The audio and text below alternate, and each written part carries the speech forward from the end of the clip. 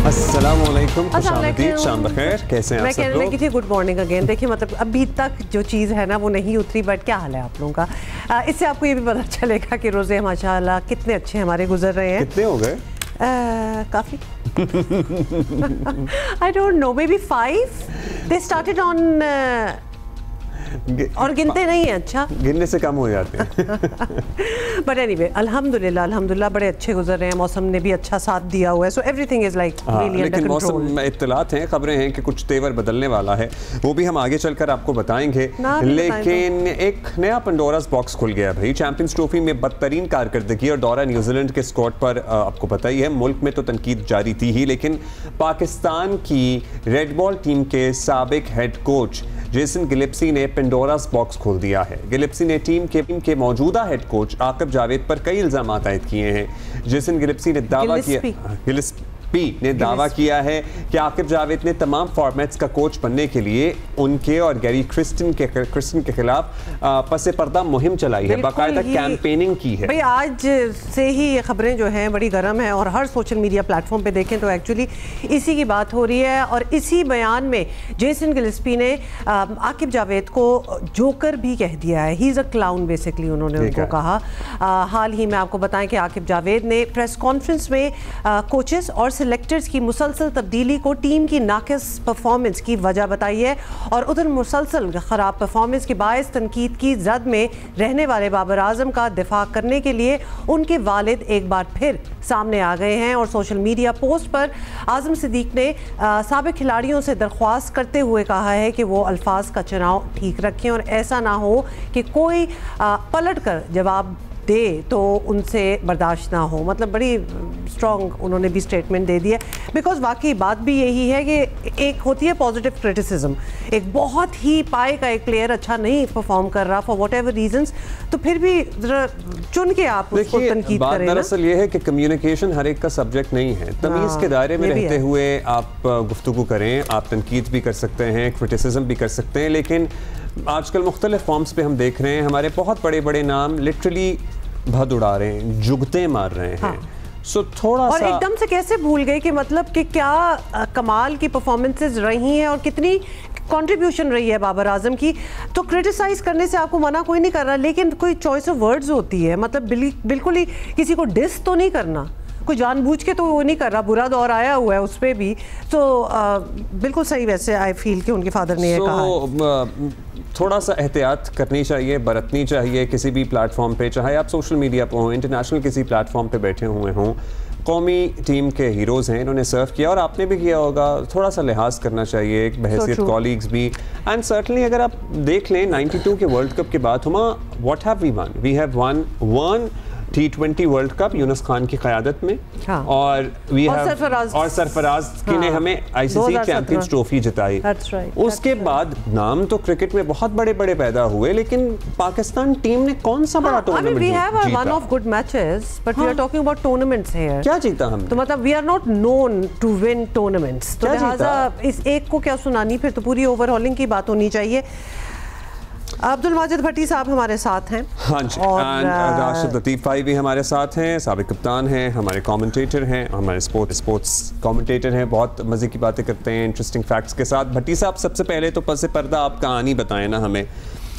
ये जो जेसन ने दावा किया है सोशल मीडिया पर कि आकिब जावेद साहब कुछ मुहिम चलाते रहे इनके और दूसरे हेड कोच के खिलाफ। और आपको याद भी होगा जब इनका आना जाना भी लगा हुआ था, तो हमें भी हम आप लोगों से ही सवाल करते थे कि ये टिकते क्यों नहीं हैं और ये क्यों क्या हो रहा है। वो कहते थे जी कि हमें प्रॉपर जो भी चीज़ें चाहिए हमें वो मिलती नहीं है, हमारी से नहीं होती। तो अब तो बात कुछ और निकल रही है भट्टी साहब। वो कह रहे हैं कैंपेनिंग हुई है हमारे खिलाफ, गैरी क्रिस्टन और दोनों।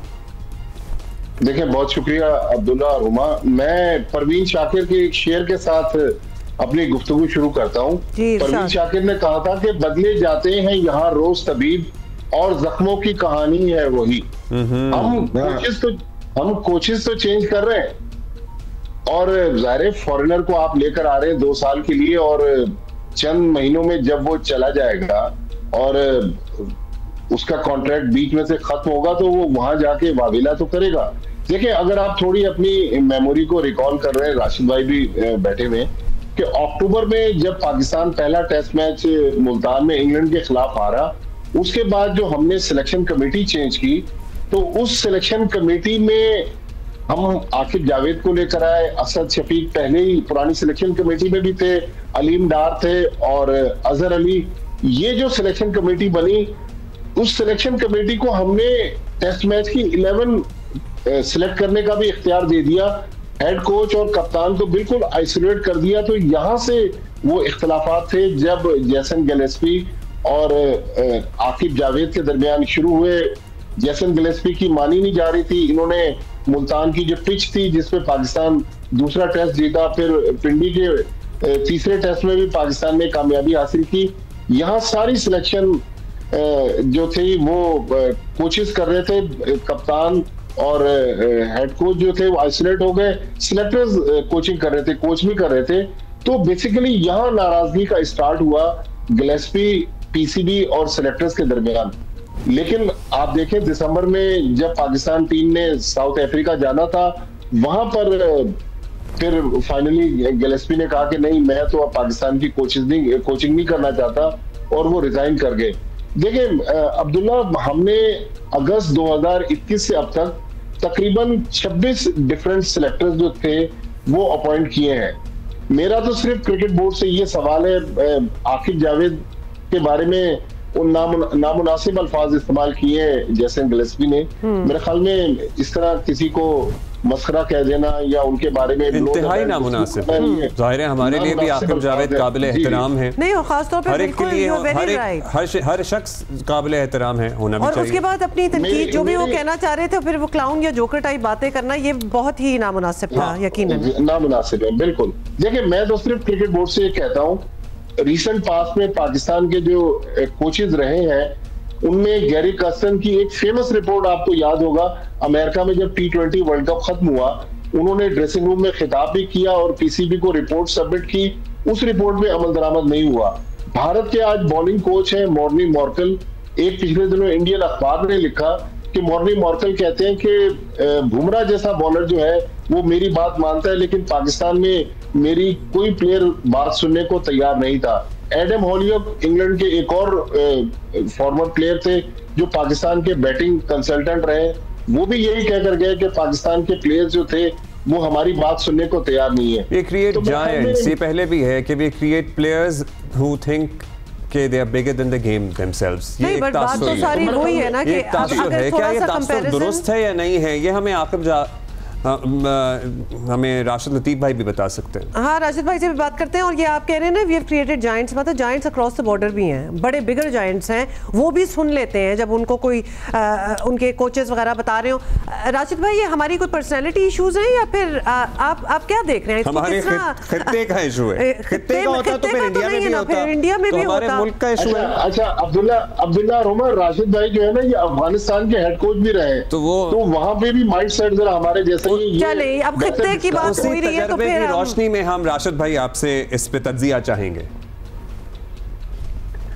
देखिए, हमारे प्लेयर्स का थोड़ा प्रॉब्लम रहता है कि वो कंफर्ट जोन से बाहर नहीं आना चाहते। जो फॉरनर कोच है वो कंफर्ट जोन से बाहर निकालते हैं, आपको इम्प्रूवमेंट की तरफ लेके जाना चाहते हैं, इन्हांसमेंट चाहते हैं, क्योंकि उनके आने का कोई फायदा तो होना चाहिए। यही चीज मिकी आर्थर के साथ रही। वो सख्त कोच था, जैसा भी था सख्त कोच था। व्हाइट बॉल में उसने बहुत जीत दी है पाकिस्तान को, व्हाइट बॉल में जीते, टेस्ट मैचेस में हारे। फिर हम यहाँ देखते हैं गैरी कर्स्टन वाला ना, ये बहुत गलत हुआ था। हमने बात की थी, लेकिन बोर्ड ने डिफरेंट एंगल लिए उसके कि वो यहाँ पे रहते नहीं थे। जैसन वाला तो मुझे बहुत पता था कि ये रिप्लाई जरूर करेगा, ये नहीं छोड़ेगा इसको। और ये क्लाउड वो आकिब को नहीं बोला, ये पाकिस्तान क्रिकेट बोर्ड को इनडायरेक्टली हिट किया है उन्होंने कि आप लोग जोकर हैं, और इसमें हम सपोर्ट तो नहीं करेंगे उसको, लेकिन अरे अथॉरिटी ने किया वो जायज नहीं था। अगर हमें आकिब को लेके आना चाहिए, 100 बिस्मिल्लाह, कलेक्टर आ गए। लेकिन जब मुझे इख्तलाफ एक चीज का है, जब आकिब आए हेड कोच, तो उनको फिर पावर नहीं लेनी चाहिए थी चीफ सेलेक्टर वाली भी, कि टीम भी वही बनाएंगे और कोच भी वही रहेंगे। जिसकी बुनियाद पे, जिसकी बिना पे जैसन और गैरी दोनों चले गए, वही चीज आपने ले ली।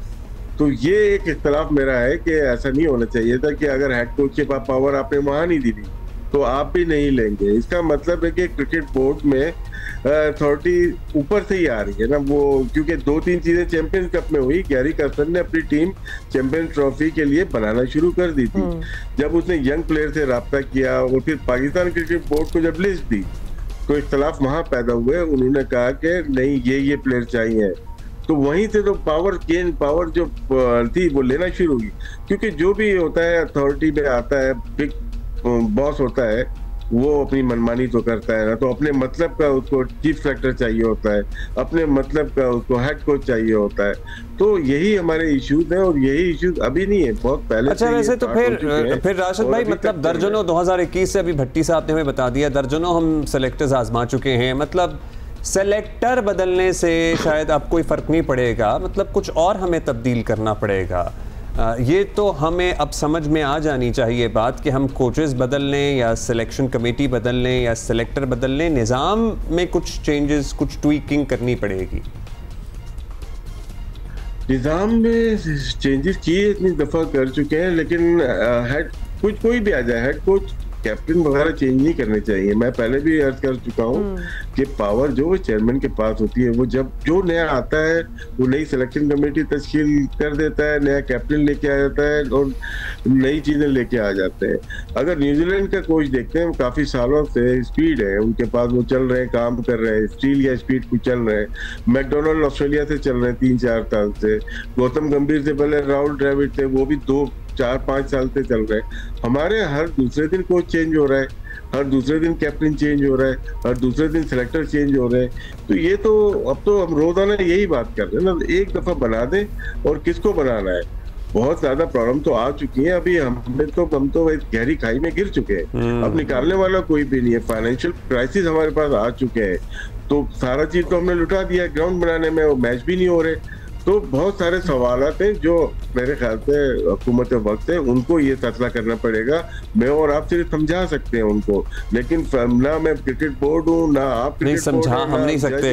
राशिद भाई, ये जिम्मेदारी आप अपने कांधों पर ही रखें। अच्छा, बाय द वे ग्राउंड वाली बात भी आपने वैसे मजाकिया तौर पे शायद कह दी होगी राशिद भाई, लेकिन शुक्र है कि something is come out of it, this whole exercise of champions trophy, के हमारे ग्राउंड जो है, हमारे स्टेडियम जो है वो जरा बेहतर हो गए हैं और जरूरत भी था कि अब अपग्रेड हो ही जाए। हाँ, तो थैंक गॉड। चले, हम नहीं जीते और हमारा तो बहुत ही बुरा हाल था, लेकिन हमारे और ये एसेट होता है जो it would serve for years. अच्छा, अब एक सवाल, बाबर आजम के वालिद साहब आजम सिद्दीक साहब जो हैं, उनका ये कहना कि चॉइस ऑफ वर्ड सही होनी चाहिए, क्रिटिसिज्म, ऑब्वियसली उनके तो बेटे हैं, उनको अच्छा नहीं लग रहा होगा, लेकिन वो साथ उनके कोच भी रहे हैं, पहले मेंटोर भी रहे हैं अपने बेटे के, मतलब उनके काफी रोल्स रहे हैं अपने बेटे की पहले भी वैसे वो सक्सेस में और उनकी प्रोफेशनल अचीवमेंट्स में दे चुके हैं। तो ये उनका बीच में अभी आके कहना, पहले भट्टी साहब आप जरा बता दें कि what do you make of it?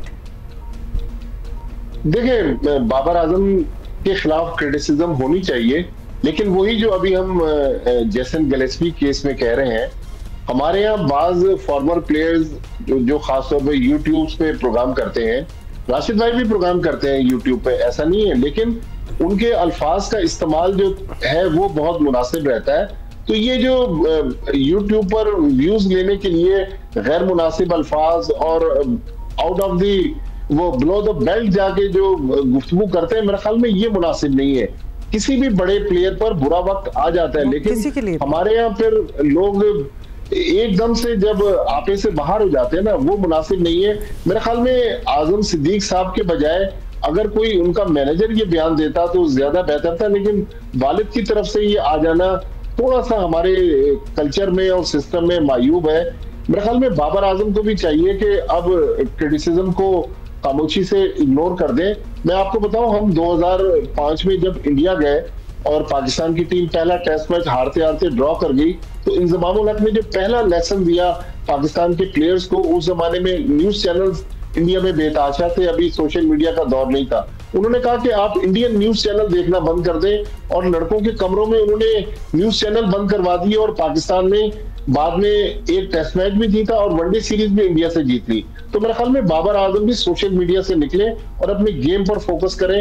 अपने वालिद को भी कहें कि ये काम मेरे मैनेजर्स को और दूसरे लोगों को करने दें। मेरे ख्याल में आजम सिद्दीक साहब अपने बेटे के लिए, जाहिर है हर बाप जज्बाती हो जाता है, लेकिन उनको खुद अवॉइड करना चाहिए। राशिद भाई आप के क्या तासुरात हैं, मतलब इनके वालिद साहब पहले भी इज़हार ख्याल कर चुके हैं। मेरा तरीका कार रहा है कि मैं कोर्ट में ले जाता हूँ सीधा। अगर मेरे खिलाफ कोई ऐसी बात आई है सीधा कोर्ट में लेके जाए, नोटिस दें और कोर्ट में लेके आ जाए अगर आप ठीक है तो। इसके अलावा कोई रास्ता नहीं है, पाकिस्तान में नहीं हो सकता। हम लोग भी बहुत सारी चीजें ऐसी बोल देते हैं जो कि यहाँ के मीडिया के लिहाज से चाहिए। अगर ये बात मैं इंग्लैंड में करूंगा तो मैं कर नहीं पाऊंगा। तो यहाँ पे भी आपके पास कानून का सहारा ले सकते हैं। लास्ट ईयर भी हुआ था, ऐसा नहीं है। बहुत ज्यादा मैच फिक्सिंग की बात की गई थी बहुत सारे प्लेयर्स पे, उन्होंने नोटिस जरूर दिए लेकिन कोर्ट में कोई लेके नहीं गया। एक दफा लेके जाए, मेरे साथ तभी हुआ, लास्ट ईयर ही हुआ था। पीजे मीर साहब ने एक चैनल पे बैठ के बोला कि मैंने मियां साहब को थप्पड़ मार दिया, हालांकि मुश्ताक अहमद शाहिद अफरीदी साथ बैठे हुए थे। तो पहले तो मैंने दोनों को फोन किया, भाई आप लोग तो थे, आप लोग क्यों नहीं बोले?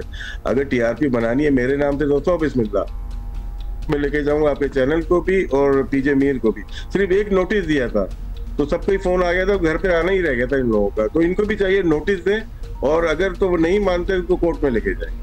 चलिए वो तो फैक्चुअली हाँ बड़ा आपने सही बताया और होना भी इसी तरह चाहिए। लेकिन अगर फैक्चुअली इनकरेक्ट या कोई इस किस्म की बात हो रही हो डेफेमेशन वगैरह में, अब डाइम अ डजन ओपिनियंस हैं सोशल मीडिया पे बैठे हुए, तो हर बच्चा मतलब anybody can absolutely say anything. And I am sorry to say कि पाकिस्तान टीम की जो इस वक्त पिछले 1.5 साल से या 2 साल से परफॉर्मेंस रही है, they are an open target right now. ये सोशल मीडिया पे ना भी जाए, अगर सिर्फ सोशल ही हो जाए, थोड़ा सा हो जाए तो लोगों ने क्योंकि वो जब प्यार इतना करते हैं और हद से ज्यादा कर देते हैं, इतना शायद नहीं होना, मतलब लकब दे रहे हैं किंग और पता नहीं क्या क्या जो हम करते होते हैं। We are an emotional nation. तो जब फ्लिप साइड होता है तो नेचुरली फिर उसकी डार्क साइड भी नजर आ जाती है। And that is what is happening and you are very right कि इनको खुद को इग्नोर करना पड़ेगा और अपने आप को सोशल मीडिया वगैरह से दूर रखना पड़ेगा। को इग्नोर करना चाहिए। हाँ, वैसे ही उसको दिल पे नहीं लेना चाहिए। चलिए अच्छा क्विकली ब्रीफली हम दोबारा से दौरा न्यूजीलैंड की जो सिलेक्शन है स्क्वाड की उस पर बात कर लें। वेरी ब्रीफली दो, वेरी ब्रीफली राशिद भाई, अब इस सूरत हाल में कितना दबाव होगा? उसमें नए चेहरे भी हैं, पुराने चेहरे तो हैं ही। उससे ज्यादा दबाव तो जैसे गिलेस्पी के दबाव ये बयान से आ गया। क्रिकेट बोर्ड भी अंडर प्रेशर, आकिब जावेद भी है। अब जिसको चलानी है टीम तो अनाउंस हो गई, बहुत अच्छी नहीं है लेकिन बहुत बुरी भी नहीं है। कुछ प्लेयर आपने नहीं लिए लेकिन पीसीबी और आकिब जावेद अंडर प्रेशर है। ओके भट्टी साहब, देखिए जैसन गिलेस्पी बिग बैश में भी कोचिंग करते हैं और ऑस्ट्रेलिया में कमेंट्री भी करते हैं। तो वहां पर क्रिकेट ऑस्ट्रेलिया में और ऑस्ट्रेलियन सिस्टम में वो एक हैवीवेट क्रिकेटर है। इस तरह हम फॉरेन प्लेयर्स को लाकर 2-2 महीने में नाराज करेंगे तो मेरे ख्याल में फिर हमारे सिस्टम पे भी सवाल उठेंगे और यहाँ से ये लोग जब जाएंगे वहां हमारी कहानियां बयान करेंगे। तो हमें चाहिए कि फॉरेन कोचेस को लाने से पहले सोच समझ लें कि क्या वाकई हम उनके नाज नखरे बर्दाश्त कर सकते हैं। अगर कर सकते हैं तो ठीक है, वरना फिर आकिब जावेद और हमारे कोचेस और उनके नाज नखरे तो चले बर्दाश्त करें या कर सकते हैं या नहीं कर सकते हैं, ये भी अपना माइंडसेट चेक कर लें कि हमारे लड़के कितना तैयार हैं अपने अतवार बदलने के लिए उनके गाइडेंस या उनकी कोचिंग पे। नहीं है, बिल्कुल तैयार नहीं है। जाहिर है वो हमारे सिस्टम में ही खुश है, हमारे लोग जो है सिस्टम में घुल मिल जाते हैं। लेकिन फॉरेन कोच जो है उसकी क्रेडिबिलिटी स्टेक पे होती है। मुझे याद है कि जब हम पहली बार यहाँ मिले थे जैसन गिलेस्पी से, मुझे उसी दिन अंदाजा हो गया था कि ये इतना स्ट्रेट फॉरवर्ड आदमी है, ये पाकिस्तानी सिस्टम में ज्यादा चलेगा नहीं। सिक्कू भाई भी उस मुलाकात में मौजूद थे। अच्छा वैसे राशिद भाई ब्रीफली आपने वो जवाब, हमारा ये मसला है कि हम नई कोचेस की बात सुनते हैं, हम अपने आप को बहुत स्टार समझते हैं। राशिद भाई सॉरी, आपसे हम ये जल्दी से इसलिए पूछ लें यही बात क्योंकि आप अफगानिस्तान टीम के साथ भी आपने काम किया। अभी भट्टी साहब ने इंडियन टीम का भी बता दिया। जी, अफगानिस्तान बहुत उनके जो स्टूडेंट है या जो खेलने वाले हैं वो आप एक लफ्ज बोल देते हैं। उस्ताद की जो एक जमाने में 80s में पाकिस्तान में इज्जत होती थी, एक लफ्ज बोल देंगे वो पत्थर पे लकीर है, गलत है सही है, वो उससे पीछे नहीं हटते थे। ये उनके सीखने की वो अपना एम्प्टी माइंड लेके आते थे, भरा हुआ माइंड लेके नहीं आते थे, सीख के जाते थे। और यही उनकी सक्सेस की राज है कि वो सीखना चाहते हैं, वो आर्गुमेंट नहीं करते किसी चीज पे। पाकिस्तानी प्लेयर जब कोच के पास जाता है तो वो सीखा हुआ होता है, वो सिखाने आता है, वो सीखने नहीं आता। कि मैं आपको बेहतर बता सकता हूँ ये बिल्कुल समझ आ गई आपकी बात, हर पाकिस्तानी को आपकी ये बात समझ आई होगी जो आपने कही है। और एज फार एज आप अफगानिस्तान टीम की बात कर रहे हैं, वो डेफिनेटली उनकी टीम में, उनकी परफॉर्मेंस में नजर भी आता है। So we are seeing that as well. बहुत शुक्रिया राशिद भाई एंड थैंक यू आप दोनों का बहुत शुक्रिया। और वैसे हम कहते हैं ना, राशिद भाई ने कहा कि सिखाने आते हैं, सीखने नहीं आते। हम सारे अपने आप को किसी ना किसी तौर उस्ताद समझते हैं। यही मैंने कहा ना कि हमारी this is how we are. किसी को पता नहीं कॉम्प्लीमेंट देना हो या ना देना हो कि बड़ा उस्ताद है, मतलब वो एक है। At the hence anybody who is watching us right now, और ये स्टेटमेंट्स उनको समझ आई होंगी, because that is how we are and that is how the people here are as well. Pakistan में यही चलता है. Not how we can grow. That is not how we can progress. That is not how we should be here. अच्छा, जल्दी से आपको बता दें कि दौर के मुताबिक अपने आप को ढालना है। दौरा न्यूजीलैंड का ट्रेनिंग कैंप जो है ना, वो 10 मार्च तक LCCA ग्राउंड में जारी रहेगा और पाकिस्तान टीम 12 मार्च को न्यूजीलैंड रवाना होगी। So ट्रेनिंग का जो है ना, वो स्केड्यूल जारी कर दिया गया है। कल से शुरू होगा ये ट्रेनिंग सेशन, जो कि 10 मार्च तक जारी रहेगा। पाकिस्तान टीम न्यूजीलैंड में 5 T20 मैचेस की सीरीज खेलेगी और ये है सीन, वनडे भी है। ओके, ट्रेनिंग सेशन जो है ना, वो पोस्ट इफ्तारी शुरू होगा। अच्छा ठीक है, लोग जैसे पहुंचे, मतलब प्रिसाइज टाइम भी बताता है, तो बता ही दिया आपने। 9 बजे। ओके जी, अब हम ज़रा इफ्तारी की प्रेपरेशंस पे चलते हैं। आपको पता ही हमारा बड़ा फेवरेट पास टाइम सा हो गया, और हमें ये पता है कि आपको भी बड़ा अच्छा लगता है कि बहुत से शहरों से चीज़ें तो वैसे लगभग वही बन रही होती हैं, लेकिन it's a nice exercise to watch. फिर भी हम गेटिंग रेडी फॉर इट। खा नहीं सकते तो देख तो सकते हैं ना। भावल नगर में क्या बन रहा है, फाद शफीक बताएंगे। Let's watch. नगर में भी बाज़ारों में जो है वो अफ्तार के दस्तरखान की तैयारियां ज़ोरों शोर से जारी हैं। ख़ासतौर पर जो समोसे, पकोड़े और कीमे की कचौरियां हैं, उसकी तैयारी की जा रही है। इसके साथ साथ दही बल्ले और फ्रूट चाट भी तैयार किए जा रहे हैं। कीमे की कचौरी के हसूल के लिए जो है वो शहरी दूर दराज इलाकों से यहाँ पर पहुँच रहे हैं और खासा पसंद किया जाता है। इसके साथ साथ जो समोसे और पकोड़े हैं वो भी खासी तादाद में यहाँ पर फ़रोख्त होते हैं और शहरियों की बहुत बड़ी तादाद जो है वो इन चीज़ों को ख़रीदने के लिए बाज़ारों को उन्होंने रुख कर लिया है। अफ्तार की कुछ देर पहले जो है वो यहाँ पर खासा रश नज़र आता है, क्योंकि शहरियों का ये कहना है कि समोसे, पकोड़े, कचौरियाँ और दही बल्लों और फ्रूट चाट के बगैर उनकी अफ्तार जो है वो नामुकम्मल है और अफ्तार का जो दस्तरखान है वो नामुकम्मल नज़र आता है। कीमे की कचौरी स्टक विद मी नाउ। अच्छा, पंजाब में कचौरी जो है ना कुछ और शक्ल और हैबिट की होती है, और कराची में कचौरी किसी और चीज़ को कहते हैं। So it's more like a puri here, a smaller puri here, but something stuffed in it as well, a thin layer of dal stuffed in it. So yes. तो दोनों चीज़ें अच्छी हैं, कुछ भी भेज सकते हैं आप। ब्रेक के बाद मिले।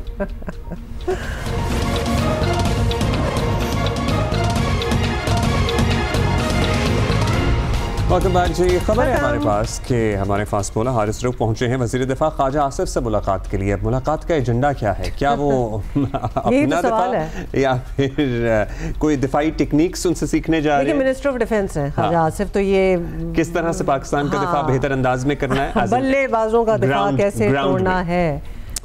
हैदर शिराजी हमारे साथ। हैदर बताइएगा, ये मुलाकात पर सरे राह हो रही है या प्लान थी, क्या मामला है? हम क्यूरियस हैं एक्चुअली। देखिए, ये इसलिए भी मुलाकात हमारे लिए भी दिलचस्पी का बायस बनी है क्योंकि हारिस रऊफ जब पार्लियामेंट हाउस पहुंचे तो वो वहां से वजीर दफा के चेंबर में गए, लेकिन वो जिस रास्ते से आए थे या जो गेट वजीर दफा इस्तेमाल करते हैं वो वापसी के लिए उन्होंने वो दरवाजे इस्तेमाल नहीं किए और वो बगैर मीडिया को बताए पिछले रास्ते से वापस चले गए हैं। और ये हारिस रऊफ इससे कबल भी पार्लियामेंट हाउस आते रहे हैं क्योंकि वो SDGs के साथ पार्लियामेंट हाउस में यहाँ पर मुख्तलिफ मौकों पर आए और जो पार्लियामेंट हाउस के SDGs गोल्स के अहदाफ के तकमील के लिए जो कोशिशें होती हैं, इसमें तमाम क्रिकेटर्स या खिलाड़ियों को शामिल किया जाता है। तो वो रोमीना खुर्शीद आलम और दीगर मेंबरान असेंबली से वक्तन फवक्तन वो इस सिलसिले में मिलते रहे हैं, लेकिन आज जब वो वजीर दफा के चैम्बर में मिलने के लिए आए तो उस मौका पर यहाँ मुख्तलिफ ममालिक के सफरा भी आए हुए थे। मुख्तलिफ ममालिक के सफारत खाने के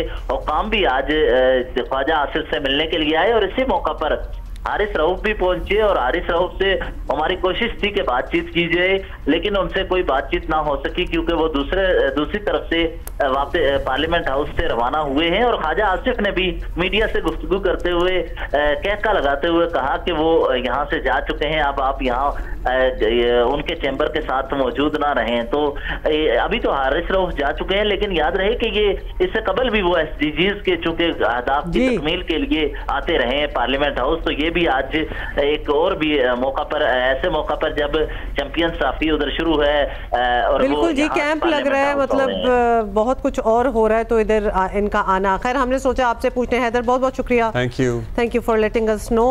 Abdullah, while we were asking Haider, मुझे लगा कि कहीं हम भी वही तो नहीं कर रहे कि यानी ये कुछ भी कर रहे हो, कहीं जा रहे हो आ रहे हो तो हम सवाल करना शुरू कर देते हैं भाई क्या हो रहा था। ये वैसे ही जब नजर आया पार्लियामेंट हाउस पहुंचे हैं, वज़ीर दिफा से मिलने के लिए पहुंचे हैं और इनकी फुटेज है, कैमरे में आए हैं, तो जाहिर है इंटरेस्ट तो डेवलप होता है। दिलचस्पी का एक मामला बन सा जाता है। लेकिन हमें अपनी दिलचस्पी पे भी एक जरा थोड़ी सी लाइन देनी पड़ेगी। लेकिन just was like at a place where you need it. कोई भी जा रहा हो तो आप क्वेश्चन तो करेंगे, अदरवाइज परहैप्स कोई घर थोड़ी गए हो इफ्तारी पे जो हम जरा कहें कि वो तो मैं जरूर करती क्वेश्चन इफ्तारी में क्या था, ऑफिस आए उनके। अच्छा जी, अभी हम आपको एक बड़ी अच्छी खबर देंगे। पाकिस्तान और चीन जो है वो अपने खलाई ताउन को आगे बढ़ा रहे हैं और खलाई ताउन के फरोग के लिए चीन के खलाई स्टेशन पर हमारी खलाई परवाज में पाकिस्तानी अब जाएंगे। ये एक बड़ा ब्रेक थ्रू होगा। बिल्कुल। अच्छा, ये मुआहिदा साइन हुआ है इसमें और बहुत कुछ होने वाला है कि जो हमारे पाकिस्तानी खलाबाज को तरबियत देने का मुआहिदा भी किया गया और इस इनकलाबी मुआहिदे पर वज़ीर आज़म की मौजूदगी में इस्लामाबाद में दस्तखत भी किए गए हैं। इस मौके पर वज़ीर आज़म का क्या कहना था एक्चुअली हम आपको दिखाना चाहते हैं। आज अल्हम्दुलिल्लाह चाइना के साथ पाकिस्तान की पार्टनरशिप हो रही है और पहला एस्ट्रोनॉट पाकिस्तानी वो खला में जाएगा और इंशाअल्लाह पाकिस्तान को इज्जत मिलेगी। लंबा सफ़र है, कठिन सफ़र है, बहुत मुश्किलात हैं, लेकिन घबराने की और परेशान होने की कोई बात नहीं। इसी पे बात करते हैं हमें तो ज़रा घबरा से जाते हैं कि क्या होगा, क्या माहौल होगा, उसमें कैसे वक्त गुजारेंगे, क्या क्या तजर्बे करेंगे। मैं तो एक्साइट हो जाती हूँ, मुझे तो ये सारी बातें हम पूछेंगे डॉक्टर AKM शफात अली साहब से जो कि डायरेक्टर हैं स्पार्को के। डॉक्टर साहब शुक्रिया आपके वक्त का। सबसे पहले तो मुबारक हो पूरी कौम को भी और आप सबको भी। कब से ये प्लान हो रहा था और फाइनली मुआहिदा तय पा गया? बिस्मिल्लाह रहमान रहीम। जैसे अभी आपने वजाहत की है कि अभी हमारा एक तारीख़ी मुआहिदा हुआ है प्राइम मिनिस्टर हाउस में, जिसमें सुपार्को और चाइना जो मैन स्पेस एजेंसी है इनसे हमारा मुआहिदा हुआ है कि हम पाकिस्तान का पहला एस्ट्रोनॉट जो है वो स्पेस में जाएगा। ये इससे जाहिर सी बात है कुछ अरसे से ये इस पे बातचीत चल रही थी कि ये है ना हमने किस तरह से इसको एग्जीक्यूट करना है। तो चीज़ें जब फाइनलाइज हुई तो ये मुआहिदा फाइनलाइज हुआ है कि हमने अब अपना पहला Pakistani astronaut China space station पे इंशाल्लाह हम भेजेंगे इस पे। अच्छा, तो सर हमारे एस्ट्रोनॉट कौन होंगे, मतलब ये अच्छा ये अभी क्या है? इसका ये है कि अभी हमारे से एक सिलेक्शन प्रोसीजर है। तो अभी हमारा सिलेक्शन प्रोसीजर स्टार्ट हो रहा है जो कि वो इस साल 2025 में फाइनलाइज होगा। ये 3 स्टेजेस प्रोसीजर है। इसमें पहले प्रीमियरली सिलेक्शन होगी कि हमारे पास है लोगों के नाम आएंगे, उस बेसिस पे है ना वो फिर सेकेंडरी सिलेक्शन होगा, फिर फाइनलाइज होंगे। तो हमने 2 एस्ट्रोनॉट्स फाइनलाइज करने हैं जो कि हमने इस स्पेस स्टेशन की चाइना स्पेस स्टेशन पे भेजने के लिए उनको हम ट्रेनिंग्स प्रोवाइड करेंगे। And the training will be मतलब कुछ सालों की ट्रेनिंग है, कुछ महीनों की होगी? आफ्टर द सिलेक्शन 2026 में ये फिर एक कंप्लीट ट्रेनिंग प्रोग्राम होता है जो कि यूजुअली एस्ट्रोनॉट्स इसको फॉलो करते हैं। एज पर स्टैंडर्ड प्रैक्टिस होता है। ये बड़ा कॉम्प्रिहेंसिव ट्रेनिंग प्रोग्राम होता है जिसमें आपका एस्ट्रोनॉट पूरे साल जो हमारा जो एस्ट्रोनॉट का जो सेंटर ऑफ चाइना है उसके अंदर जाके ये ट्रेनिंग हासिल करेंगे। और उस ट्रेनिंग हासिल करने के बाद इसलिए कि वहाँ पे जो इन्वायरमेंट्स हैं वो टोटली डिफरेंट है कंपेयर टू अर्थ के। तो आपका एस्ट्रोनॉट जो उस स्टेशन के अंदर जब रिजाइड करेगा फॉर 1 होल वीक वो उस स्टेशन के अंदर मौजूद होगा। तो वहाँ पे माइक्रो ग्रेविटी का एक कॉन्सेप्ट होता है, जो इन्वायरमेंट होता है जिसमें आपके एस्ट्रोनॉट यूजुअली फ्लोट कर रहे होते हैं। तो आपकी बॉडी किस तरह से रिस्पॉन्ड करेगी और ये सब चीज़ें, क्योंकि जब हम टीवी पे देखते हैं बाकी एस्ट्रोनॉट्स वगैरह को और फिल्मों में भी टीवी में 100 सवालात होते हैं, लेकिन वो इतने कंफर्टेबल होते हैं उस एनवायरनमेंट में कि मैं अक्सर हम सोचते हैं कि क्या कोई जाते ही कंफर्टेबल हो जाता है, लेकिन आप कह रहे हैं कि बड़ी रिगरस ट्रेनिंग होती है। पानी का कतरा भी है तो वो तैर रहा है उसको आप एग्जैक्टली इवन आप वहाँ पे जो आपने फूड भी इनटेक करना है उसका क्या एक प्रोटोकॉल है, किस तरह से करना है, ये सब चीज़ें हैं। तो आपकी जो एक कंप्लीट लाइफ होती है उसमें कंप्लीट चेंज आना होता है। तो उसको उससे आप पूरा यूज टू हो जाएं, उससे यूज टू होने के लिए आपको फिर अर्थ पे या यानी आपको जहाँ पे हमारी जो फैसिलिटीज़ जहाँ पे एस्ट्रोनॉट्स की जो सेंटर बना हुआ है चाइना के अंदर, उसके अंदर इन तमाम डोमेन्स में आपको ट्रेनिंग्स कराई जाती है। अच्छा, ये जो भी सेलेक्ट होगा, हाँ, ये इसका खर्चा स्पार्को और हुकूमत पाकिस्तान उठाएगी चाइना के ताबूत के साथ? बेसिकली हमारे कॉन्ट्रैक्ट उनके साथ हुआ है चाइना के साथ। तो जैसे आपको मैं एक चीज़ और साथ वजाहत करूँ कि जो चाइना स्पेस स्टेशन पे इससे पहले जो एस्ट्रोनॉट्स हैं वो सिर्फ चाइनीज़ गए हैं, इससे पहले कभी किसी गैर मुल्की एस्ट्रोनॉट को ये मौका नहीं मिला है कि वो चाइना स्पेस स्टेशन, तो दिस इज़ फर्स्ट टाइम के। तो इससे ये एक चीज़ हुई है कि जो पाक चीन की जो एक दोस्ती है और जो आपका एक ताल्लुक़ उनके साथ है वो एक बड़े गहरे रवाबित तक पहुंच चुका है, और वो they are open and they are accommodating us कि आप आके इसको अवेल करें। अच्छा, अब मुझे बताइएगा क्राइटेरिया क्या होगा, क्योंकि अब ये बात सुन के ही बहुत सारे बच्चे जो लोग होंगे जो पैशनेट हैं इस काम को करने के लिए, जो खला का ये तजर्बा हासिल करना चाहते हैं, वो तो बेचैन हो गए होंगे कि हम कैसे अप्लाई, कोई ओपनिंग आई तो हम कैसे अप्लाई करें। अप्लाई होता है एग्जैक्टली, इसका ये तरीक़ाकार होता है कि जैसे एक इंटरनेशनल प्रोटोकॉल बना हुआ है कि इसमें आइदर आपका कोई एक्सपीरियंस पायलट जाता है इस प्रोग्राम में जो स्पेस स्टेशन के प्रोग्राम्स में होते हैं, या फिर आपका कोई साइंटिस्ट, तो स्पार्को साइंटिस्ट या any of the experience pilot from Pakistan will be going for this thing. तो इसमें अच्छा, इसके बाद फिर आपका एलिजिबिलिटी क्राइटेरिया और डिफरेंट है। जब इन दोनों के बाद फिर आपके पास ये होता है कि किस एज ग्रुप के लोग आपके इसमें जा सकते हैं। किस एज ग्रुप के? तो इसमें है 30 ईयर्स से 45 ईयर्स के दरमियान के एज ग्रुप के लोग इसमें जा सकते हैं।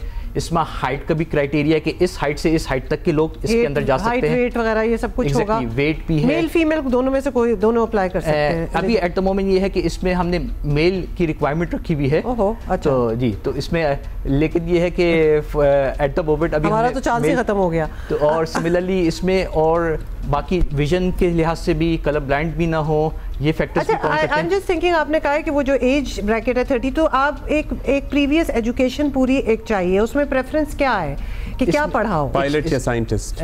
इसके साथ साथ अगर वो उन्होंने कोई डिप्लोमा किया हुआ है, अंडर ग्रेजुएट हैं, इवन PhD हैं, इस physical fitness is the top priority. बाद में उसके जो मेंटल जो उसके वो हैं चीज़ें कि वो कम्प्लीटली फोकस हो कि चीज़ों को वहाँ पे देख सकते हैं। साथ में ये एजुकेशन क्राइटेरिया बैकग्राउंड भी, इसलिए कि वहाँ पे डॉक्टर साहब ये आपकी वेबसाइट पे अप्लाई होगा, कोई पोर्टल है इसका, इश्तिहार छपेगा, क्या होगा? नहीं, इसका तो बेसिकली है कि ये तो इंटरनली इसमें आप लोग सिलेक्शन होगी, इंटरनल सिलेक्शन होगी, जिसमें जैसे मैंने आपको कहा है कि स्पार्को साइंटिस्ट या एक्सपीरियंस पायलट्स, इन्हीं के दरमियान हमें सिलेक्शंस करनी होंगी। हाँ, इसमें एक चीज़ और है कि इसमें हमारे जो एक्सपेरिमेंट्स होने हैं उस स्पेस स्टेशन पे, that will be advertise to all. तो इसमें जो पब्लिक के लिए है कि स्टूडेंट्स या इवन जो जनरल पब्लिक से कोई अगर वो चाहते हैं कि हम इसमें कोई अपना एक्सपेरिमेंट उस माइक्रो ग्रेविटी इन्वायरमेंट में कंडक्ट करवाएं जो कि आपको अर्थ पे अवेलेबल नहीं होता है, तो वो एक्सपेरिमेंट्स हमें प्रपोज करेंगे, उन एक्सपेरिमेंट्स को फिर वो एडवर्टाइज होगी हमारी, और उससे है ना डॉक्टर साहब वैसे मेरा ख्याल है कि ख़वातीन आपको बताइए है ज़बरदस्त काम कर रही हैं स्पेस साइंस में, और बहुत सारी हमारी हैं खलाबाज भी हैं और जब दुनिया में, तो आपको ये ओपनिंग रखनी चाहिए कि मर्द हो या औरत हो, कोई भी आ सकता है। अगर ये हमारी तरफ से एक सजेशन, क्योंकि पहले भी जब एस्ट्रोनॉट्स वगैरह की फ्रॉम पाकिस्तान बात हुई थी तो निम्रा सलीम का नाम काफ़ी हमेशा आता था, अभी शी बीइंग अ वुमन, तो हम बड़ा एक प्राउड फील करते थे। ऑल्दो हमने आपसे समझ लिया कि वो एक डिफरेंट काइंड ऑफ एक्सपेडिशंस होती हैं, वो सब ऑर्बिटल फ्लाइट्स होती हैं, right, exactly, that is commercial aspect होता है वो बेसिकली। चलिए, थैंक यू जी, बहुत शुक्रिया, thank you for being with us. Great news. अच्छा जी, आप जो जाना चाहते हैं वो ख्वाब देखें कि कहीं आपका चांस, लेकिन देखिए ये फर्स्ट स्टेप हो सकता है, उसके बाद एवेन्यू और ओपन होंगे इंशाल्लाह। सो ब्रेक के बाद हाजिर होते हैं हम। सी यू।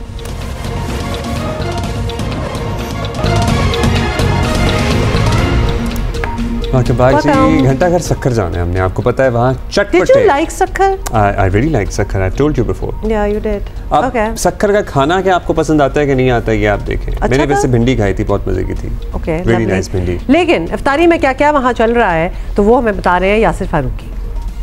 जी बिल्कुल, रमजान में इफ्तार के दस्तरखान पे मुख्तलिफ लजीज इक़साम के पकवान के साथ चटपटे दही बड़े मौजूद ना हो तो इफ्तार का मजा नहीं आता। और वैसे भी सक्खर के चटपटे लजीज दही बड़े पूरे सिंध में बहुत मशहूर हैं। आम दिनों में हम देखते हैं कि इस फुटपाथ पे लोग बैठ के ये चटपटे दही बड़े खाने आते हैं और रमजान में पार्सल का इंतजाम यहाँ पे पहले से किया जाता है। आने वाले खरीदारों से जानते हैं। हम लोग रोजा खोलने के लिए हम हर दफा यहीं पे आते हैं दही बड़े लेने, और यहाँ पे सबको बहुत पसंद आती है।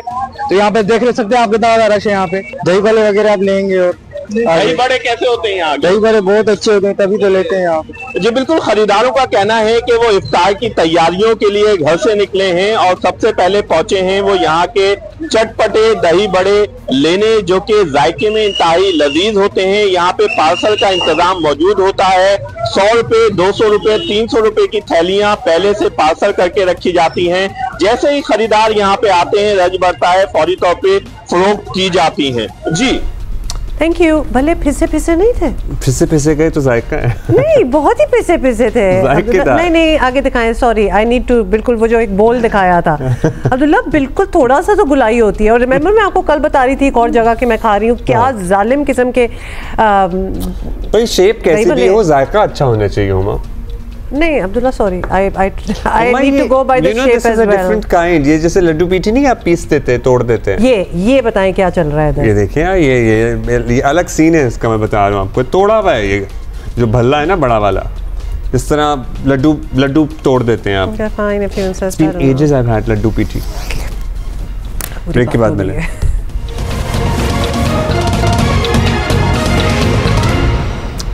वेलकम बैक जी, शाम बखैर। आप देख रहे हैं जियो पाकिस्तान रमज़ान स्पेशल। और एक अहम तरीन मामला, पाकिस्तान की जानिब से पाकिस्तान अफगानिस्तान सरहद से गिरफ्तार दाइश के दहशतगर्द शरीफुल्लाह को अमेरिका के हवाले करने के बाद दोनों मुल्कों के ताल्लुकात में काफ़ी अरसे बाद मुस्बत पेशरफ्त हुई है। उधर गिरफ्तार दाइश के दहशतगर्द शरीफुल्लाह को अमेरिका की वर्जीनिया अदालत में पेश कर दिया गया। अमरीकी महकमा इंसाफ के मुताबिक शरीफुल्लाह ने काबुल एयरपोर्ट पर अमरीकी हमले के अलावा मॉस्को के सिटी हॉल में हमले का भी एतराफ़ कर लिया है। शरीफुल्लाह की गिरफ्तारी पर अमरीकी सदर ट्रंप ने कांग्रेस से खिताब में पाकिस्तान का खुसूसी शुक्रिया अदा किया। इसको बड़ी ही अहमियत भी दी जा रही है, क्योंकि ट्रंप जिस तरह की शख्सियत हैं वो पब्लिकली इस तरह से मोतरफ कम ही हुआ करते हैं। और वो भी उनका पहला address to the Congress. Trump के बाद अमरीकी कौमी सलामती के मुशीर माइकल वॉल्ट्स ने भी नायब वजीर आज़म और वजीर खारजा इसहाक डार को टेलीफोन किया और दहशतगर्दी के खिलाफ पाकिस्तान की हुकूमत की कोशिशों की तारीफ की और शुक्रिया अदा किया। जवाब में इसहाक डार ने कहा कि पाकिस्तान अफगानिस्तान में छोड़े गए अमरीकी फौजी साजो सामान की वापसी के सदर ट्रंप के मुतालबे को सराहता है। वजीर दिफा ख्वाजा आसिफ ने कहा कि शरीफुल्लाह की गिरफ्तारी दहशतगर्दी के खिलाफ आलमी कोशिशों का हिस्सा है। साथ ही उन्होंने खैबर पख्तूनख्वा में बढ़ती दहशतगर्दी पर तहरीक इंसाफ को भी आड़े हाथों लिया। दहशतगर्दी का कुछ जिम्मेदारी खुद भी तो उठाए ना, कुछ जिरगा कर रहे हैं, बाकी कुछ भी नहीं कर रहे। बाकी तो वो इक़्तिदार की जंग लड़ रहे हैं इमरान खान की, वो दहशतगर्दी के ख़िलाफ़ तो कतई तौर पर ज़ीरो उनकी परफॉर्मेंस है। वाक़या हुआ है जिसमें पाकिस्तान ने एक अपनी बैनुल-अक़वामी जिम्मेदारी और हम खुद सबसे बड़े दहशतगर्दी के विक्टिम हैं। तो अगर उस एक दहशतगर्द को जो है हमने गिरफ्तार करके उनके हवाले किया है, तो मेरा ख्याल है अगर बैनुल-अक़वामी बरादरी जो है उसकी तारीफ़ कर रही है या अमेरिका तारीफ़ कर रहा है, तो ये एक मुश्तरका जंग है जिसमें मेरा ख्याल है सब कुछ हिस्सा डालना चाहिए। पाकिस्तान जो है फ्रंट लाइन पर उसके खिलाफ लड़ रहा है और पाकिस्तान उसका विक्टिम है।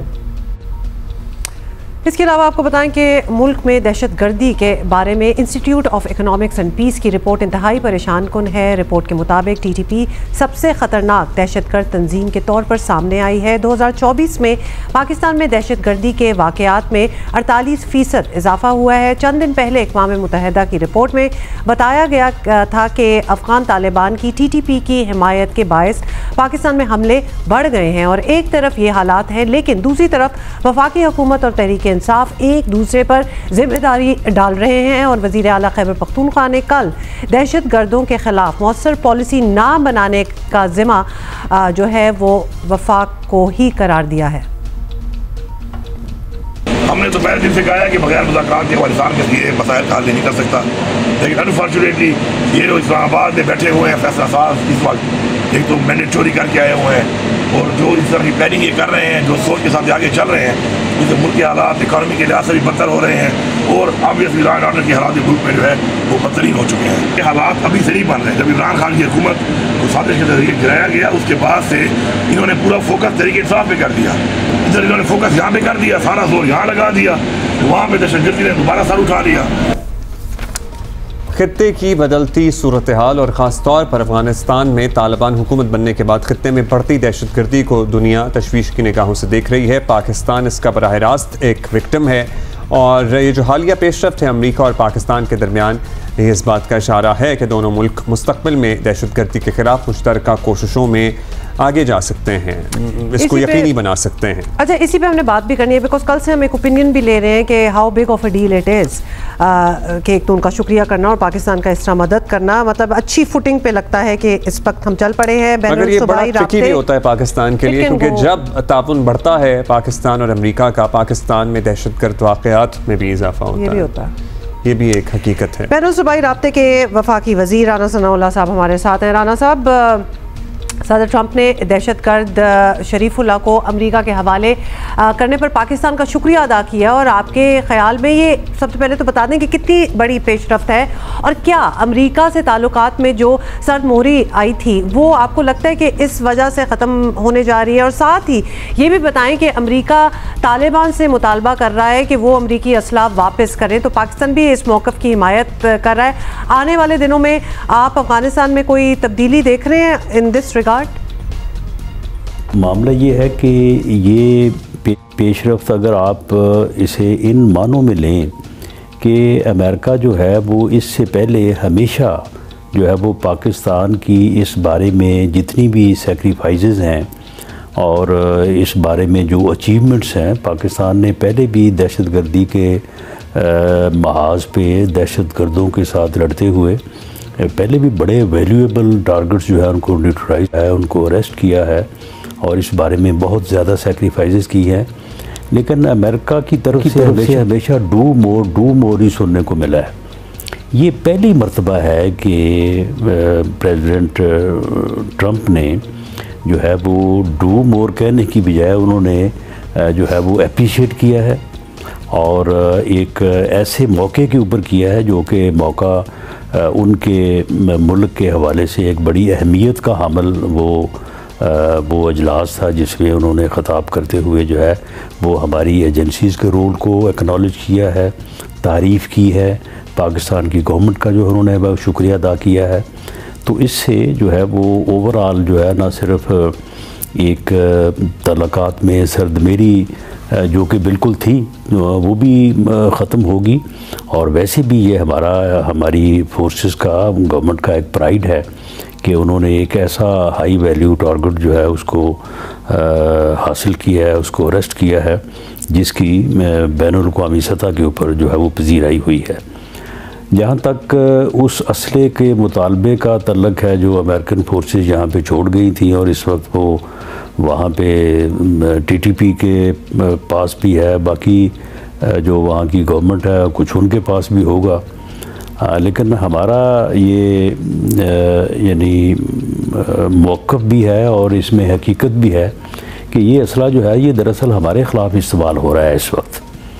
तो अगर इस असले को जो है वो वापस लेने की बात होती है तो ये तो बिल्कुल हमारे मुफाद की बात है, वही बात है जो हम भी कर रहे हैं कि ये असला जो वहाँ पे अमेरिकन फोर्सेस छोड़ के गई हैं उससे उसका टारगेट हम बन रहे हैं, हमारी फोर्सेस जो है वो बन रही हैं। और ये जो पीछे थोड़ा बहुत तालिबान की तरफ से या फितना ख्वारिज की तरफ से जो है चीज़ें सामने आई हैं, तो उसमें उस असले की भी एक अहमियत अगली जगह पे है।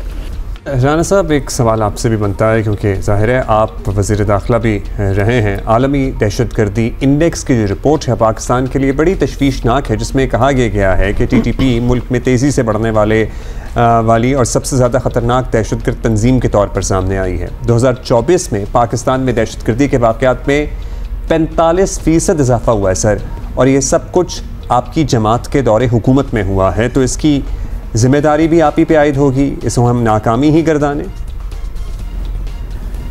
देखें, ज़िम्मेदारी से तो बिल्कुल हम कोई राह फरार इख्तियार नहीं कर रहे, ना करना चाहिए। हम बिल्कुल हुकूमत ही ज़िम्मेदार होती है, लेकिन स्टेजेस होती हैं। वो फितना ख्वारिज या टीटीपी के वो लोग जो बॉर्डर के दूसरी तरफ हैं, बॉर्डर क्रॉस करते हैं या बॉर्डर एरियाज़ में जो है वो अपने ठिकाने बना के वहाँ पे कार्रवाइयाँ करते हैं, तो उसके ख़िलाफ़ तो हमारी मुसल्लह अफ़वाज जो हैं वो बहुत ही मौसर कार्रवाई जो है वो कर रही है। सूबाई सतह पे जो CTD है अब अगर पंजाब में अभी तक जो है वो हालात मामूल पे हैं इस हवाले से और कंट्रोल में हैं, सिंध में भी वो सूरत हाल नहीं है। कराची में सूरत हाल कुछ अर्सा पहले ज़्यादा ख़राब हुई थी, उसके ऊपर भी जो है वो कंट्रोल हासिल किया गया है। तो ये जो पुलिस फोर्स है या सूबाई हुकूमत है या जो सूबाई काउंटर टेररिज्म डिपार्टमेंट्स जो है वो कायम किए गए हैं, तो ये उन्हीं की वजह से है। तो अगर KPK की का जो CTD डिपार्टमेंट है, जो पुलिस डिपार्टमेंट है, वो अपना रोल अदा करे तो ये फिर एक काफ़ी मौसर हमायत हो सकती है और कंट्रोल जो है वो हासिल किया जा सकता है। तो इसमें ये कोई पॉलिटिकली किसी को कोई ताना देने की बात नहीं है, ये मुल्क की ज़रूरत है और ये हम सब की मुश्तरका जो है वो ज़िम्मेदारी है। तो इसमें सूबाई हुकूमत को भी चाहिए कि वो दीगर मसरूफियात में इस्लामाबाद की तरफ जो है वो आने में ज़्यादा वक़्त जो है वो ख़र्च ना किया करें, वो इन चीज़ों के ऊपर भी तवज्जो दें। और CTD KPK जो है, जब तक उसको एक मौसर अंदाज से जो है वो मुनज़्ज़म नहीं किया जाता, ऑपरेशनल नहीं किया जाता, तो उस वक्त तक ये शिकायत जो है ये किसी न किसी लेवल पे जो है वो रहेगी। लेकिन बिल्कुल दुरुस्त है, फेडरल गवर्नमेंट, फेडरल एजेंसीज़ और प्रोविंशियल एजेंसीज़ मुश्तरका तौर पे ज़िम्मेदार हैं इस चीज़ के, किसी को भी अपनी ज़िम्मेदारी से जो है वो नहीं करनी चाहिए।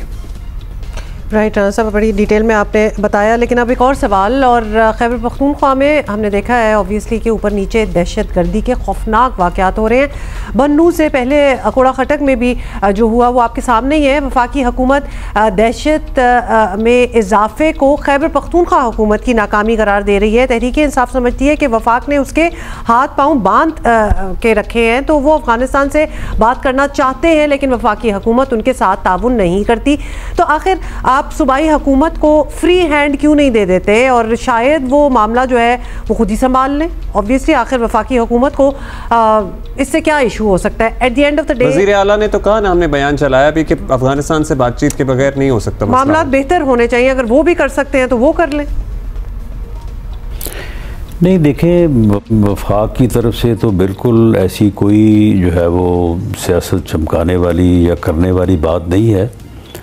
हमारी मुसल्लह अफवाज और हमारी एजेंसी जो है वो इस बारे में कतई तौर पे जो है वो कोई जो है वो कसर उठा नहीं रख रही।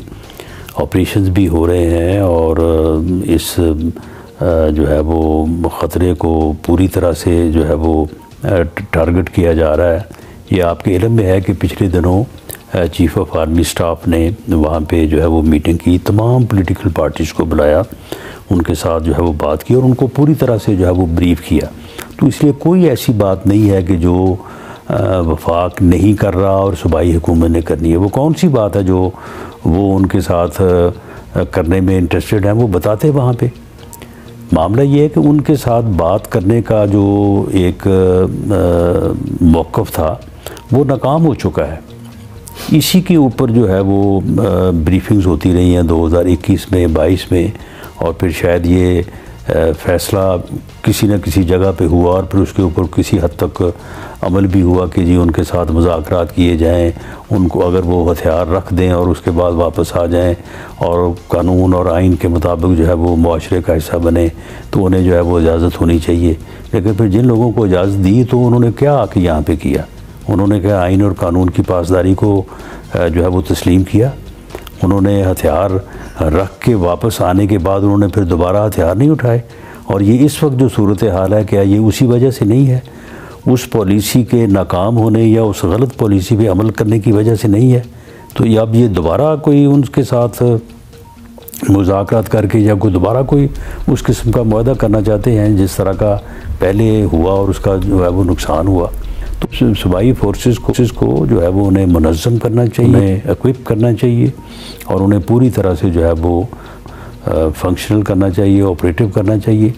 वफाकी हुकूमत, वफाकी एजेंसीज़ अपना किरदार अदा करें और सूबाई हुकूमत को अपना किरदार जो है वो अदा करना चाहिए। दूसरी सरगर्मियों में दिलचस्पी कम लेनी चाहिए और लोगों के जान और माल की हिफाजत को जो है वो पहली तरजीह देनी चाहिए। बहुत शुक्रिया आप सनाउल्लाह साहब। और police he first line of defence होती है, कोई भी जंग हो, पर्टिकुलरली ये जंग जो घर के अंदर से ही छुपा हुआ दुश्मन है वो लड़ रहा है आपके खिलाफ, ये सबसे और पुलिस को इक्विप किए बगैर, इंसदाद दहशतगर्दी का निज़ाम बेहतर किए बगैर, काउंटर टेररिज्म डिपार्टमेंट को स्ट्रेंथन किए बगैर ये सब कुछ नहीं हो सकता, और ये बात हकीकत है। सो खैबर पख्तूनख्वा की पुलिस की कैपेसिटी बिल्डिंग पे कितना काम हुआ है, ये भी एक सवाल है जो काफ़ी उठाया जाता है। बहुत से एवेन्यूज़ हैं जिन पे बहुत सी बेहतरी लाई जा सकती है राधा।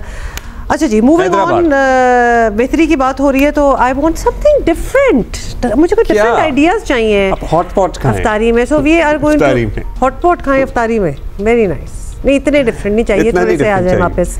हैदराबाद में क्या चल रहा है जी? अली नहीं बता रहे हैं जी। बिल्कुल, रमज़ान में इफ्तारी के दस्तरखान पर जहां अनवाओ इक़साम के पकवान होते हैं, वहीं पर समोसे और पकोड़े उस दस्तरखान पर ना हो, ऐसा हो ही नहीं सकता। यही वजह है कि लोग इफ्तारी के दस्तरखान पर पकोड़ों और समोसों को लाजमी तस्वुर करते हुए उसकी ख़रीदारी करते हैं, और यही वजह है कि शहर के अंदर जगह जगह पे जो मुख्तलिफ स्टॉल्स होते हैं, दुकानें होती हैं, वहाँ पर पकोड़े और समोसे ख़ास तौर पर रमज़ान के अंदर फ़रोख्त किए जाते हैं। इस वक्त भी आप देख सकते हैं स्टॉल के ऊपर काफ़ी ज़्यादा रश है, और हर कोई यहाँ पर मुख्तलिफ किस्म के समोसे, पकोड़े, रोल, कचौरी ख़रीदने में मसरूफ़ है। यहाँ पर आप देख सकते हैं कि आलू वाला यहाँ पर समोसा है, ये भी काफ़ी ज़्यादा शौक से खाया जाता है। इसी तरह से चिकन के समोसे हैं और कचौरियाँ भी, इसके साथ ही साथ मुख्तलिफ किस्म के यहाँ पे और भी पकवान हैं, नगेट्स भी यहाँ पर रखे हुए हैं। और आप बैक साइड पे भी देख सकते हैं, हमारे कैमरामैन अफजल खान आपको दिखा सकते हैं कि यहाँ पर इस वक्त जलेबी भी तैयार की जा रही है, गर्मा गर्म, और अमरती भी तैयार की जा रही है। कुछ लोग मीठे के अंदर मीठा भी शौक से खाते हैं इफ्तारी के अंदर, और इस वक्त यहाँ पर अमरती और जलेबी की भी तैयारी जारी है। लोग अफ्तार के अंदर ख़ास तौर पर तैयारी करते हैं अफ्तार को अच्छा बनाने के लिए, और यही वजह है कि लोग इफ्तारी के लिए जो है खुसूसी तैयारी करने के लिए, ख़रीदारी करने के लिए बाज़ारों का रुख करते हैं, और अपने ख़ानदान वालों के लिए, अपने घर वालों के लिए इफ्तारी के लिए समोसे, कचौरी, पकोड़े इफ्तारी के अंदर ये इन सब चीज़ों की ख़रीदारी करते हैं। और यही वजह है कि इस वक्त हर जगह पर यहाँ पर बहुत ज़्यादा रश देखने में आ रहा है। जी, वैरायटियाँ तो थी ना, बहुत सी चीज़ें थी, कुछ एक दो मैंने आइडेंटिफाई भी कर ली हैं, but I am not gonna talk about it because we have other things to talk about. जैसे कि आपको बताएं कि कराची में स्ट्रीट क्राइम, वैसे तो आपको पता ही है कि पूरे साल का मसला है, लेकिन हर साल रमज़ान में ख़ास तौर में शहर में जराइम की शरह कई गुना बढ़ जाती है, और ऐसा लगता है कि डाकू जो है वो कराची पर यलगार कर देते हैं। वैसे क्यों होता है? बड़े शहरों में आप देख लें, आप मतलब हमेशा ही बड़े शहरों में इस तरह की सूरत हाल बनती है, कराची में भी यही होता है। एक ऐसा लगता है कि डाकू यलगार करते हैं, दूसरा ऐसा गदागर भी गदागर तो बहुत ही होते हैं। गुज़श्ता साल आपको याद दिलाएं, रमज़ान में भी दिन दहाड़े डकैतों का यही हाल था, और शहर में गुज़श्ता 24 घंटों के दौरान डकैती मुज़ामत पर 3 शहरियों की जान ले ली गई। ये जो डकैती के दौरान, डकैती तो एक चीज़ होती है, ये तो एलिमेंट है ना, इस पे बहुत अरसे से बात कर रहे हैं। पिछले साल 100 से ज़ायद लोग इसमें शहीद हुए थे, जाँ बहक हुए थे, कत्ल हुए थे।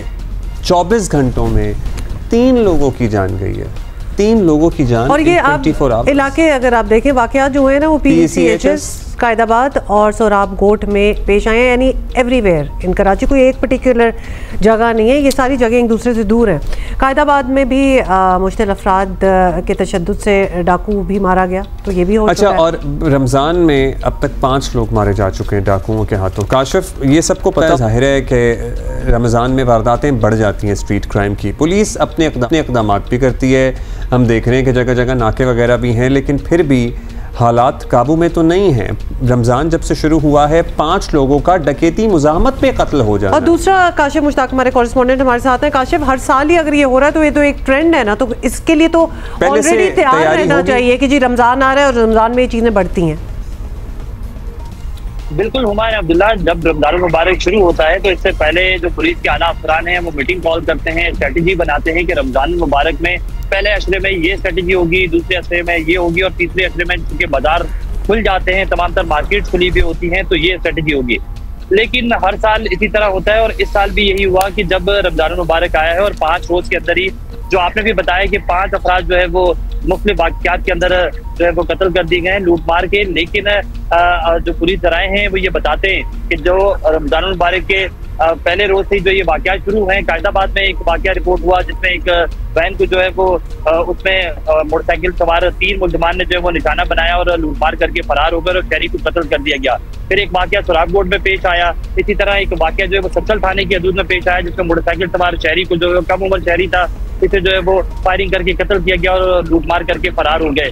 जो रात का एक वाकया रिपोर्ट हुआ PCHS सोसाइटी में, वो अब तक पुलिस की जानिब से क्लियर नहीं किया गया कि वो डकैती मुजामत है या क्या है। हमारी उस हवाले से अहले खाना से भी बात हुई है कि ये वाकया क्या रिपोर्ट हुआ है, इस हवाले से भी पुलिस तफ्तीश कर रही है। जबकि गुज़िश्ता रोज एक और वाकया जो है वो कायदाबाद में ही दोबारा रिपोर्ट हुआ जिसमें जो है वो एक डाकू को जो शहरियों ने पकड़ लिया और तशद्दुद का निशाना भी बनाया और डाकू जो है वो हलाक हो गया। ताम मजमूई तौर पर रमजानुल मुबारक के अंदर ही हमने देखा है कि 5 मुख्तलिफ वाकयात इस तरह के रिपोर्ट हुए हैं, जबकि रवां साल के ये 2 महीने और कुछ दिन जो ऊपर हुए हैं इसमें जो है वो 19 अफराद जो है वो मुख्तलिफ वाकयात के अंदर स्ट्रीट क्राइम की वारदातों में जो है वो मतलब पुलिस को पता होती है, सारी इन्फॉर्मेशन उनके पास होती है कितने गैंग्स ऑपरेट कर रहे हैं। कोई नया गैंग आ जाता है रमज़ान में, मतलब कहीं और से आ जाते हैं लोग, क्या होता है उसकी और उसकी तैयारी क्या होती है? मीटिंग्स तो चलें अच्छी बातें होती हैं, कुछ नाके वाके भी हम देखते हैं, लेकिन उसको किस तरह काउंटर करें if these things are not working? और खास तौर एग्जैक्टली नाके तो मतलब जितने लगा लें they are clearly not working, क्योंकि वो उसी तरह ही काम तो चल रहा है।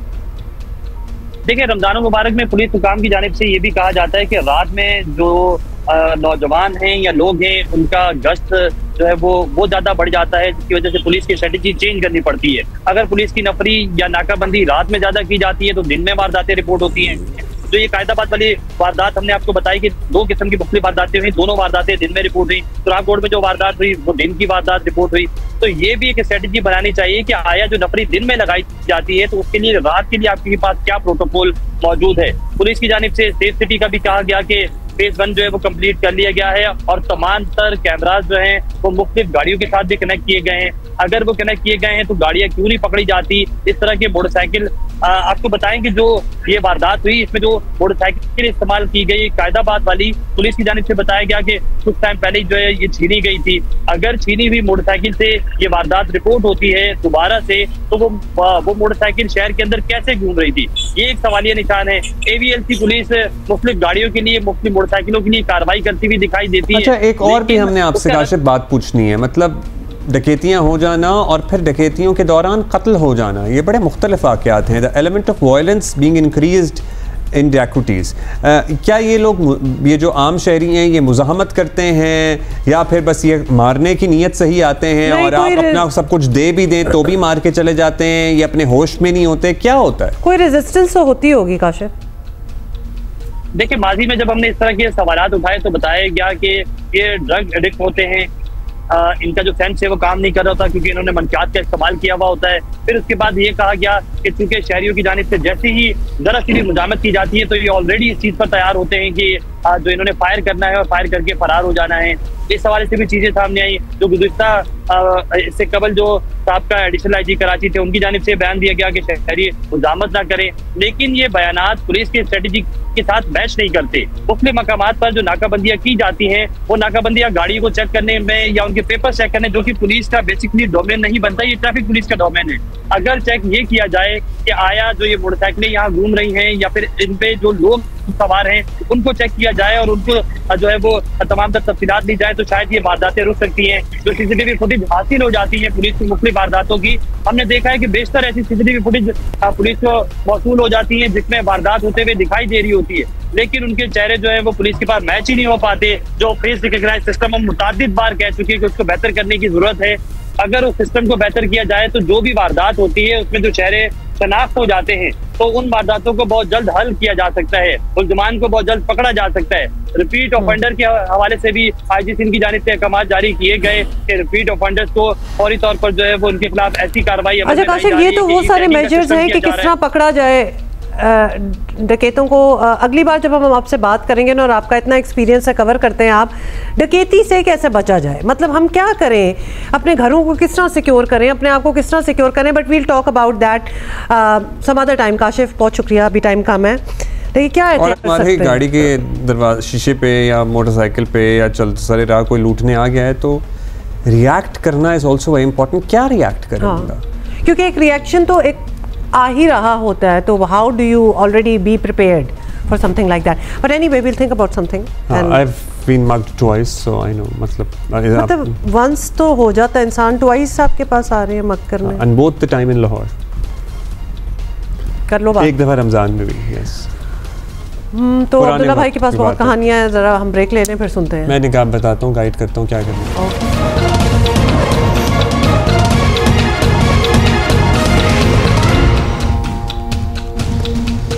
हमारे पास ताज़ा तरीन खबर है. Army chief general Syed Asim Munir ने बन्नू का दौरा किया है और आपको पता ही है हौलनाक एक हमला हुआ था 4 मार्च को बन्नू कैंट में. खवारिज ने एक नाकाम दहशतगर्द हमला किया था, जिसके तनाजुर में बन्नू का दौरा किया है. Army chief general Asim Munir ने जारी ऑपरेशंस और इलाके की मजमूई सिक्योरिटी सूरत हाल पर उनको ब्रीफिंग दी गई है. आर्मी चीफ ने CMH बन्नू का भी दौरा किया. वहाँ पर जो ज़ख्मी हैं, ज़ख्मी जवानों की खैरियत दरियाफ्त की, उनकी हिम्मत और गैर मुतसलसल अज़्म को सराहा है. आर्मी चीफ ने फ़ौजी जवानों के बुलंद हौसले और साबित कदमी को भी सराहा और ये भी कहा उन्होंने इस मौके पे कि पाकिस्तान आर्मी रियासत की सलामती इस्तेहकाम यकीनी बनाने के लिए दहशत गर्दी के ख़िलाफ़ ढाल यूं ही बनी रहेगी. आपको बता रहे हैं, आप ये विजुअल्स भी देख रहे हैं. Army chief general Asim Munir पहुँचे हैं बन्नू, जहाँ पर बन्नू छावनी पे कैंट में जो हमला हुआ था 4 मार्च को, अब वहाँ पे उन्होंने दौरा किया. जो ऑपरेशन जारी है उस पर ब्रीफिंग दी गई. CMH जाकर उन्होंने ज़ख्मी जवानों की अयादत भी की है, उनके हौसले को सराहा है. अच्छा जी, अब ज़रा और बातें कर लें जो हम रमज़ान में करते होते हैं, लेकिन we need to replug them again and again, क्योंकि लोग हमेशा और इंक्लूडिंग आवरसेल्व्स हम थोड़े से भूल जाते हैं कि हम किस तरह मैनेज कर रहे थे रमज़ान. तो रमज़ान के आगाज़ में ही एक ऐसा इशू है जिस पर बात करना बड़ा ज़रूरी है, और वो है रोज़ादारों की सेहत. सब जानते हैं कि रोज़े के दौरान जिस्म में पानी की कमी और कमज़ोरी हो सकती है, और इसलिए रमज़ान में जिस्म को ज़्यादा से ज़्यादा देर तक हाइड्रेट रखना बहुत ज़रूरी है. और ये काम किस तरह हो सकता है? कौन कौन से खाने पीने हैं, कौन सी चीज़ें हैं, कौन से फ्रूट्स एंड वेजिटेबल्स हैं जिससे आप हाइड्रेटेड रह सकते हैं ज़्यादा अरसे के लिए? बिल्कुल, जिस्म को डिहाइड्रेशन से कैसे बचा सकता है ये हम जानेंगे, और ये जानने के लिए हमारे साथ मौजूद हैं सना असफर साहिबा. बहुत शुक्रिया, जो न्यूट्रिशनिस्ट हैं. सना साहिबा, प्लीज़ हमें गाइड कीजिए. रमज़ान में बहुत सारे इश्यूज़ होते हैं. ज़ाहिर एक रूटीन आपका बदलता है, सोने जागने का पैटर्न चेंज हो जाता है. मैं अपने चले मसले से शुरू कर लेता हूँ. रमज़ान में वो लोग जिनको माइग्रेन होता है, उनको माइग्रेन की बहुत ज़्यादा शिकायत होती है, क्योंकि ज़ाहिर है सब कुछ डिस्टर्ब हुआ होता है, डिहाइड्रेशन भी होती है. तो क्या हम ऐसा खाएँ जब रोज़ा खुल जाए कि माइग्रेन ना हो? आधे सर का दर्द. Thank you so much for inviting me in today's live show. देखिए, रमज़ान में आपके साथ ही जो कैफियत होती है कि हेडेक्स आना और लाइट हेडेडनेस हो जाना, ये बहुत कॉमन है, और ये शुरू के 4-5 दिन रहती है. वो इसलिए क्योंकि आपकी बॉडी को इतनी ज़्यादा आदत होती है कार्बोहाइड्रेट्स खाने की, और आपकी बॉडी में कार्बोहाइड्रेट इतने ज़्यादा क्वांटिटी में मौजूद होते हैं कि जब हम फास्टिंग में जाते हैं तो हमारी बॉडी कार्बोहाइड्रेट से स्विच कर लेती है फैट बर्निंग में. और ये जो कार्बोहाइड्रेट की जब स्विचिंग होती है, यानी कार्ब्स जब बॉडी में कम हो रहे होते हैं, ग्लूकोज लेवल ड्रॉप हो रहा होता है, तो वो हेडेक्स का बाइस बनता है. 5 to 6 डेज में या 1 हफ्ते में बॉडी को आदत हो जाती है और आप फिर इस चीज़ से बच सकते हैं. जहाँ तक बात हाइड्रेशन की है, yes it is very important. तो आप सबसे पहले तो ये प्रैक्टिस बनाएं कि आपने चाय कैफीन ज़्यादा नहीं लेनी. जितना चाय कॉफ़ी पियेंगे उतना ज़्यादा बॉडी डिहाइड्रेट होगी. सेकंड थिंग, आपने नमक का इस्तेमाल बहुत कम करना है, क्योंकि नमक से भी जिस्म में पानी निकलता है और प्यास की शिद्दत बढ़ती है. और तीसरी चीज़ ये कि सहरी पे दही का इस्तेमाल लाजमी करें ताकि आपको हाइड्रेशन अच्छी मिलती रहे. अफ्तार से लेके सुबह सहरी तक मेक श्योर कर लें कि 1 लीटर मिनिमम पानी पिए. ये आपने अच्छी बात कही है, और ये हम एक्चुअली हर साल बात करते भी रहते हैं. जो एंड में जो 1 घंटा रह गया होता है क्रंच टाइम में जी, सहरी के वक्त सारा पानी जो होता है दिन का उसी वक्त आप पी लें, that is not going to work out. तो सना, आपने बड़ा अच्छा किया कि आप दोबारा से बता रही हैं, because it needs to be spread out. जब इफ्तारी हो गई उसके बाद इतने घंटे सहरी तक पानी पीते रहें, मतलब. और पानी के अलावा अभी तो इतना अच्छा तरबूज आया हुआ है, तो तरबूज का जूस आप पी लें. बहुत से ऑल्टरनेटिव्स हैं, यू नो. आप तरबूज का जूस पी सकते हैं, आप लस्सी पी सकते हैं दही और पानी की, आप स्कंजबीन बना के पी सकते हैं शहद के साथ. और इसके अलावा आप अपने आप को हाइड्रेट रखने के लिए दूध और पानी का शरबत बना के पी सकते हैं. तो वो तमाम ऑप्शंस है। आप शुगर से जितना दूर रहेंगे, शुगरी बेवरेजेस से, उतना ज्यादा आप लाइट फील करें। अच्छा, सहरी में क्या खाएं? इफ्तारी में तो चले हम आ जाते हैं, फिर भी हम समोसे पकौड़े, समोसा नहीं तो पकौड़ा तो हो ही जाता है। सहरी में एक तो पकौड़े किसको तंग करेंगे? अब ये तो नहीं है ना कि पूरी परात खा लो। हम क्या, बहुत से लोग कुछ कॉम्बिनेशंस बताते हैं, भाई आप ग्रेनोला खा लें, दलिया खाएं, चिया सीड्स रात में भिगो के रख दें दूध में, वो खाएं, क्या खाएं आप बताएं? पराठा। देखिए, बेशक granola with yogurt and chia seed या तुखमलंगा ये आपको हेल्प तो करता है पूरे दिन के लिए, लेकिन अगर आपके पास बहुत ज्यादा प्रोविजन नहीं है तो जो भी आपके घर में एग्स हैं, प्रोटीन का इंटेक जरूर रखें, चाहे वो शामी कबाब की फॉर्म में हो, लेस अंडे की मसाले वाले, अंडे की फॉर्म में हो, शामी कबाब हो, कीमा हो, और आप उसको बजाय सफेद आटे की रोटी से, चक्की वाले आटे की रोटी से खाएं, ताकि वो पूरे दिन में आपको slow and steady releasing they carbohydrates. अच्छा, ये आपने बात जो है वो बड़ी सही की है, प्रोटीन्स ज़रूर आप खाएं, और यू वेरी राइट, एक्चुअली घर में जो भी हो आप थोड़ा थोड़ा खा ले, इतना इसको सीरियसली लेने की उस तरह ज़रूरत नहीं है। अगर आप ओवरडू नहीं कर रहे जी, नहीं, ये जो आई एम सॉरी टू से, लेकिन जो बारबेक्यू या कढ़ाइयाँ सहरी पे अगर आप खाएंगे ना तो आपका पूरा दिन बहुत खराब गुजरेगा।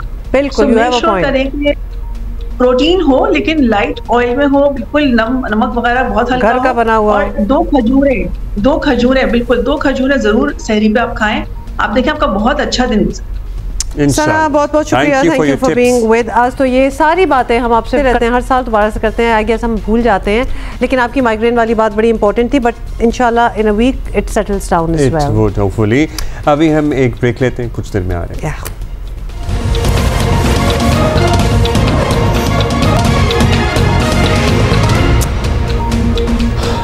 अच्छा, अगर तो ये आइडिया था ना कि यू नो आप ट्विटर नहीं यूज़ कर सकते, तो मेरा तो इंटरेस्ट ही खत्म हो गया, because it's so difficult to use now. I don't know, do you go on VPN and use it? I do. Anyway, so लिहाजा यूजिंग मेरा तो यूज नहीं हो रहा, so I am not interested हैं अभी। And time is up for today and we can see you tomorrow इंशाल्लाह। Bye.